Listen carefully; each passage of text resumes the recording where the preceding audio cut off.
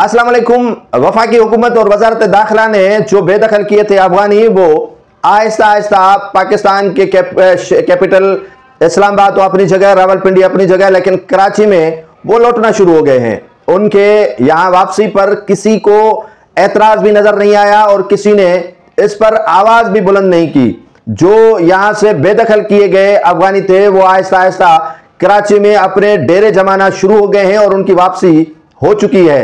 काफी तादाद में अफगानी जो हजारों की तादाद में यहां से बेदखल कराची से किए गए थे, मुल्क भर से किए गए थे, लेकिन वो आहिस्ता आहिस्ता लौटना शुरू हो गए हैं। सिंध हुकूमत हो या वफाकी हुकूमत हो या वजारत दाखिला हो या मुख्तलिफ जो इदारे हैं, उनके नाक के नीचे अफगानी बाशिंदे हैं वो अफगानिस्तान से लौटकर पाकिस्तान में दाखिल हो रहे हैं, लेकिन उनकी दाखिला पर अभी तक किसी जो इदारा है उसने जो है वो एक्शन भी नहीं लिया और इनके खिलाफ कार्रवाई भी नहीं की है।